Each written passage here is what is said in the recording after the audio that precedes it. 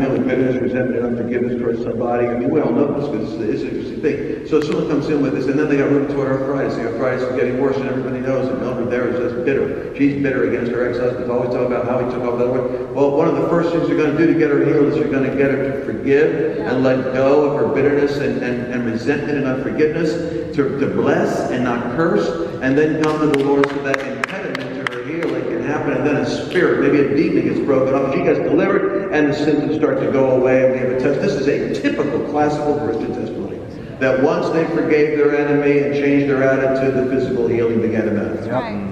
Right. Do you think it's a spiritual principle that only applies when you pull into a church parking lot? It only works in a sanctuary with an anointed pastor? It works anywhere. It's a universal law. That if you have bitterness, resentment, and unforgiveness to someone else, it's an open door for a demon to come in and start oppressing and vexing and harassing, and then you become sick. That's the American culture. And it feeds the cycle of more anger, resentment, which feeds the cycle of more craziness and belligerence. You see how this works? So how is this going to be remedied? How are we going to heal this? How are we going to set this thing back? That should be the question we're thinking about right now.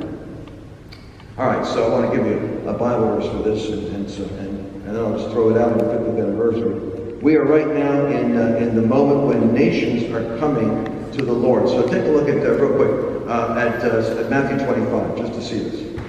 We're looking for souls, and I suggest to you that God is looking for nations. And so if you're looking to see, I was looking at statistics the other day, and Joel Osteen's ministry, and Joyce Meyer's ministry, and Reinhard Bonnke's ministry, and looking at what the Billy Graham Association is doing, and great ministries, and of course TVN and Daystar and God TV. And what I've noticed is, if you take Joseph Prince and factor in all the megachurches, the entire world has been saved at least 3 times, according to the data. We have so many people saved. Even the Muslims, dreams are happening. We can't figure out what's going on, but we believe a whole bunch. We believe like 20% of them are getting saved. So I'm not saying people aren't getting saved. I'm saying that it ain't working. Right. So we have to look at what Jesus actually says. Let's take a look at Matthew 25. I got a whiteboard here. I got to use it with all that work we put into it. When the Son of Man shall come, verse 31, in his glory and all the holy angels with him, then shall he sit upon the throne of his glory. And before him shall be gathered all the nations. This is interesting. So what's this going to be? All the nations. So all the nations are going to be brought forth. The subject here isn't the souls, it's nations. Come on. Before him shall be gathered all the nations, and he shall separate them one from another as a shepherd divides his sheep. Now, this is interesting. We now have an ultimate division of sheep and goats. We have a disposition that separates a great gulf between two dispositions that are there, goats and sheep. Yeah. And so Jesus says he's going to gather them, but he's going to be, remember, he's on this glorious throne and he's got his angels. So this would evidently be the millennial reign of Christ. This is going to be when he returns to administrate his inheritance, which is the earth. Come on. He's going to set the sheep on his right hand, the goats on his left. Then the king will say unto the right hand, Come, you blessed of my Father, inherit the kingdom prepared for you from the foundation of the world. For I was hungry, and you gave me meat. I was thirsty, and you gave me drink. I was a stranger, and you took me in. I was naked, and you clothed me. I was sick, and you visited me. I was in prison, and you came to me. Then shall the righteous answer and say, Lord, when saw we thee hungry and fed thee, or thirsty, or gave thee drink? And when saw we thee a stranger, and took thee in, or naked, and clothed thee? Or when were we sick, or in prison? And the king shall answer and say to them, Verily I say unto you, inasmuch as you've done to the least of these, and here's the part that people miss, my brethren. The least of these, my brethren, you have done to me. Of course, it's going to turn to the goats. It's going to be the reverse of it. I was hungry. I was thirsty. I was in prison. And you didn't feed me. You didn't give me to drink. In other words, the way that you treated these people is the way you treated me. And I looked at this verse because I've had this taught for years by humanitarian people during an offering for the poor, or an offering for the underprivileged, or the offerings for humanitarian relief. And, hey, listen, I know you look at the standard Jesus has for self, which gets confusing because if you're saved by faith and grace by the blood, then it sounds like this is a kingdom analysis being done by the arithmetic of your benevolence ministries. And you feel guilty. Well, I'll go to prison and visit people. Maybe I better, man, make sure I'm saved. That's not what this verse is. This verse is saying something. It's saying that at the end of the days, nations are going to have a disposition that is for Christ or antichrist, and they can't hit him, but they'll go after his people. Right. So when the Apostle Paul is converted on the road to Damascus, you remember the conversation? Jesus is gone. Jesus is resurrected and he's left. Saul's beginning his ministry of persecution after the resurrection because he's so irritated with the church. And when God knocks him down, what does the Lord say to him? Saul, Saul, why are you persecuting me? He was persecuting his followers. And yet his followers, Jesus said, forget about them. When you persecute them, you persecute me. Jesus is teaching in the city in Galilee, and there's a knock on the door, and somebody just interrupts him and says, Master, your mother and your brothers are outside, want to talk to you. And Jesus says, well, who's my mother and who's my brother? It's a rather interesting statement. His natural family's out there, wants to see him, and he says, stretching his hands towards the disciples, behold my mother, behold my brothers. For it is the ones who keep my words, that is my mother, that is my brother. And he stretches his hand towards his disciples. I'm going to suggest to you one of the upgrades we have to get is this, that the great issue in the last days is going to be the persecution of Jesus' people because it's the devil's way of coming after Jesus. Yes. Because if he can hit the body, he's hitting Jesus. I'm going to suggest to you that nations are going to have either an openness for the believer or a hostility for the believer. Therefore, the great defining issue of our day is going to be religious liberty in terms of international policy. Nations that will persecute Jews and Christians will eventually be goat nations. Nations that will tolerate and allow the freedom of religion for Christians and Jews are going to be sheep nations. But what you don't want to miss is that all nations will have a consolidated, collective disposition, policy, and identity before Jesus comes back. Yes. And Jesus is going to force them to make some choices. Wow. Now, if you know something about the mystery of Israel, you find something out. As Jesus is identified with his disciples, he's also identified with the Jewish people. And so the Jewish people and Israel is going to be one of the subjects. And I'll say this. Their disposition towards Israel is predictive of their disposition towards Christians. Yeah. Yes. As they treat his people, his brethren, so they will treat his natural seed, so they will treat his spiritual seed. Yes. You guys tracking me so far?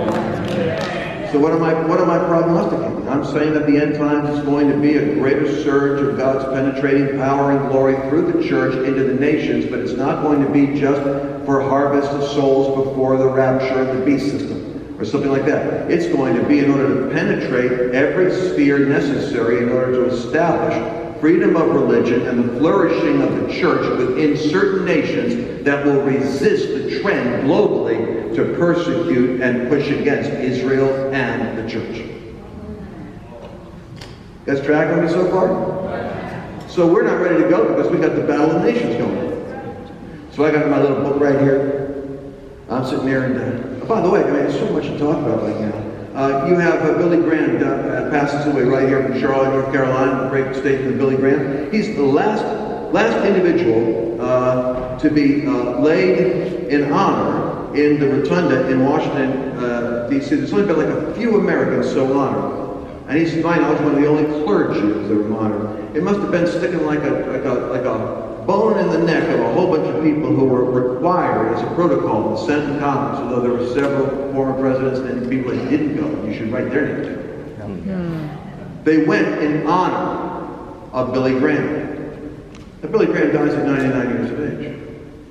I suggest to you that there's a meaning in almost everything. If you just probe the anatomy far enough, there's nothing that happens that doesn't have a meaning in it. That's right. At 99 years of age, Billy Graham ends an era for the United States. It was the era of moral consensus around Judeo-Christian values. When you can walk up and down the street and say, you think the Ten Commandments is something we need more of, and the average person would say, yeah, well, you know, they know they don't keep them, but they know they're good. Now you don't even have consensus on whether the Ten Commandments should be even believed, let alone applied, and that every man can do what is right in his own eyes. Billy Graham is the end. It's almost like Methuselah. When Methuselah died, the word was, based on the meaning of his name, then the end comes. So it's like Billy Graham seals the end of an era. doesn't seal necessarily the effectiveness of Christianity. It seals the era in how Christians engaged America. Because when Billy Graham was here, there was moral consensus regarding the virtue and rightness and goodness of Christian things. Now there's a battle on that. Here's what I want you to catch. When he is laying there, Donald Trump goes up and taps his coffin 5 times. It's interesting. 5 times the number of bricks, because God gave grace to America through the intercession of the church by putting him in office. Wow. And then he makes a prayer. May God raise up out of this man's legacy a whole new generation of young Billy Grahams that are male and female. That's what he prayed. With his hand tapping the coffin 5 times. And what day is Billy Graham laying? By God's divine providence, he's laying there during the Feast of Purim. The great intercessor, statesman of evangelism, who himself administered to more heads of state than any other American ministry. He's been to more because his brand is he was the council of the presidents, and so other nations opened up their highest levels of government to him. So the statesman evangelist, Billy Graham, is giving his last sermon and being dead against it. He's saying, this is the end of an era, and I've prayed and watched over America with anxiety. I've finished my race. I'm handing out the baton. You need to know the times. It's not the era I was here. It's not like America then. It's a different era now. And it's more like the Feast of Purim. What was the Feast of Purim? The Feast of Purim was when the Jews in Babylon, a foreign place in Persia, had to mobilize and organize politically in order to keep themselves from being persecuted and destroyed in a foreign culture. The Feast of Purim was when Esther went in to the king to ask for permission to expose the plot of Haman, who was organizing a political mechanism that ultimately would be the death trap for the believing Jews. The politically correct thing to do would be to eradicate the Jews. And so exposing the plot, because Esther, it represents the ninja sheep. Because you don't have God's name in the book of Esther, and many of the canons and the fathers of the book, they were debating if they should even put it in the inspired text, because they couldn't find God's name clearly written, although it's acrostically written, hidden in the text. But God's a God who hides himself, and in Esther you have the book of the ninja sheep. You have God hiding someone in proximity to power, so at the right moment they could unveil their identity and make a petition on behalf of God's people. Yes. So here we have Billy Graham lying there during the Feast of Purim, and most Christians don't even realize this was the moment when Esther goes before her husband and exposes the deep state. Come on. Exposes the dangerous, cunning ambition of a political entity in proximity to the throne, whose ultimate agenda is the annihilation of life for the believing Jew. And the king cannot undo the edict, because it's already been authorized in the spirit realm. He says it's not possible for me to undo what's already been permitted, but you can arm yourselves. And so he gave permission for the Jews in all of their provinces to be able to arm themselves, to protect themselves when the attack came against their faith. And what's interesting is that when the attack came, and the attack came against them to destroy them, the Jews defended themselves and killed their enemies, but they refused to touch the plunder. Meaning, they did not do what they could have done, which was to greedily seize what belonged to other people. They were simply demonstrating they wanted the freedom of religion. They didn't want to take over other people. Come on. So Haman, of course, gets hung on his own gallows. And what you have right now is this ghastly scenario where it's 9 months after the plot was exposed, the day came for the confrontation. The Jews had 9 months from the day of the exposure of the plot to prepare for the assault. Billy Graham lay there in the nation's capital, prophesying, while yet dead, speaking. Prophesied 9 months ago, and the midterms is the end when the 9-month moment hits us. Wow. That is awesome. This is the 9-month moment. Like a woman is pregnant, this is the moment. Yes. And so now Christians are coming under the embargo of a manipulated demonic news cycle because, of course, the devil is the master of propaganda, and he must get control of the apparatus of American government. He has to. And so you have the news cycles. You have the news cycle about the crazy stripper in Florida who's, bombing people with 13 pipe bombs, which are not earrings. The bombs were designed in such a way that they really wouldn't go off. They were meant to send a message. They're being presented as though there were all these high-tech explosive devices that they don't bother to say. How could somebody be sophisticated enough to create 13 bombs, get home addresses for these people, and not one of them goes off even in the mailbox? Well, they were all sent to processing centers. They weren't sent to personal addresses. You know why? Because processing centers can pick them up and find them. And the bombs themselves were not designed really to hurt. The guy goes, the only sentence he said before the Lord shut him up is, I never really hurt anybody. They weren't designed to really go off. But you won't hear that. What you're going to see is stickers all over the place about his van. Now, I don't want to stir up your frustration, but the one thing you did not see when the Bernie Sanders shooter was on the baseball field with a rifle and a sniper scope shooting and trying to kill American Republican congressmen. What they did show you was the photographs of his own bathroom at home and his own living room with all the pictures of his political propaganda. Because he was an ardent Bernie Sanders supporter. But the left will actually expose the right because the media is part of the apparatus that you're up against in the battle for control of your mind. We have a real battle. We have to penetrate the disguise of history to know what really is going on. Then we have to know how to pray from a disposition that isn't defensive or irritable or fearful. That's right. Yep. Because remember this, we have to discern the enemy, but you cannot have your ear tuned in to the demonic response to that which is attacking. Tell the truth. Hallelujah. Matter of fact, remember last time I was here, Peter, we had the fire engines came right in the middle. It was crazy. While I was talking, fire trucks came in and were running around looking for a fire.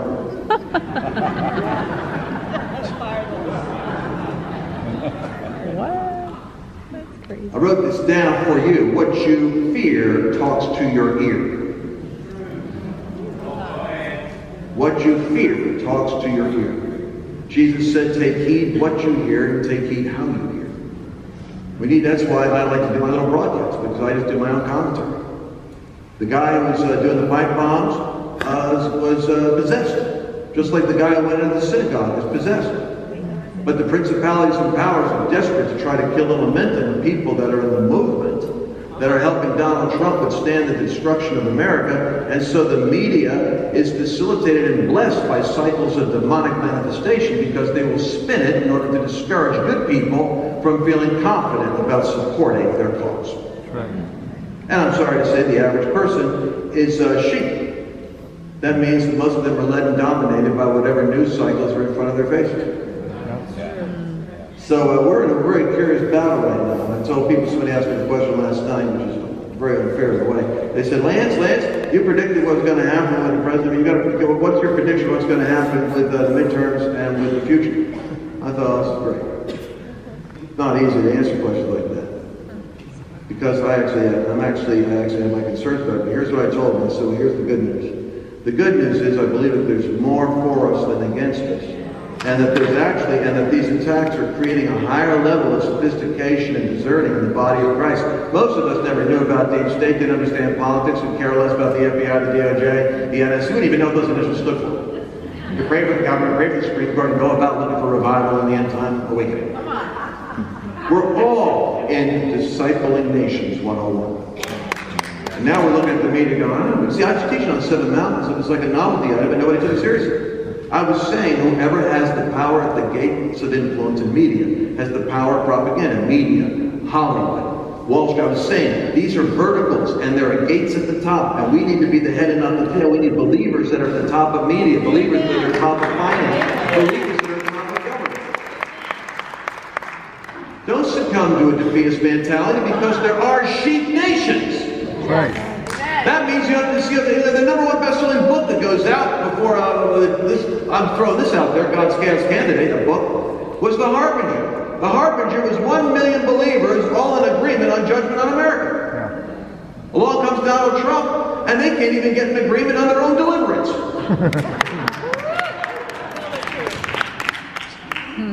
Anyway, so as things are going, I'm going to tie China and all this stuff back in and wrap it up. So what happens is Donald Trump then becomes president. But as this news cycle is happening now, I'm telling you something. I believe the Spirit of the Lord is now raising up the awareness and the intercession of what's happening, because we see how the devil himself is working to create events that catalyze the fear and the propagandizing of the left to take pro-life Catholics and evangelicals and make them look like, crazy strippers from Florida who will bomb you. The last thing to worry about is Joel Osteen bombing you. Our movement is not that way. But they don't know who we are. They really don't know who we are. And so the enemy can brand us, and that's what he's trying to do. So we're in a battle right now of public persuasion. Remember this. Wilberforce said it, and he was absolutely right. In eradicating slavery, Wilberforce said, the secret to transforming a nation is a prolonged, sustained battle of public persuasion. Along with your prayers, we have to start to operate within the spheres we have to begin to engage conversations that change the way people think. And some of us need to be more skillful in how we engage the conversation. Less confrontational, less us against them. Yeah. And realize that them was us at one time. Like the Apostle Paul said, remembering yourself, you were once ignorant. So put yourself in someone else's shoes and realize the only reason they are that way is they've never met an authentic Christian yet. Amen. Yes. Amen. Well, if they meet an authentic Christian, they find them strangely engaging and likable. So I was writing here this book. It came out a couple of months before the election. That Donald Trump would be Cyrus, and he called Cyrus, and that he'd be a Churchillian, and that the Spirit of the Lord was going to work with him to undo the belts of his adversaries, and he was a wrecking ball, the spirit of political correctness. And I said that these seven mountains that I've been teaching about, they work together in order to disciple the mind of the nation. And right now, America is in a cloud of confusion because we've given up academia. The education movement actually is now taking our sons and daughters, and instead of teaching them how to think, it is propagandizing them with what to think. Amen. And you're paying for it at taxpayer expense. It's the biggest outrage. It's so big an outrage that it's like a whale. You look at the ones you see it, you think, I don't know how to start dealing with it. But I'm just telling you, when our sons and daughters have to be forced, subjected to using language that is not biblical and is not true. It's one thing when you deal with the freedom of speech because what you say coming out of your mouth is destructive to others. You can't yell fire, in a crowded theater, and you can't talk about blowing things up on an airplane because that's irresponsible speech. However, it's another thing when people start controlling what comes out of your mouth. It's one thing, but when they start putting words into your mouth, it's totalitarian. That's right. When they tell you what you must say, you've now lost your freedom entirely. And they're doing it for the weakest. The devil goes for the weakest first. So all of your freshman sons and daughters have to learn to use the gender pronouns that the students are going to choose because the professors are asserting that all these gender studies are actually real and accurate. And so you can call yourself a male, call yourself a female, sowing absolute chaos.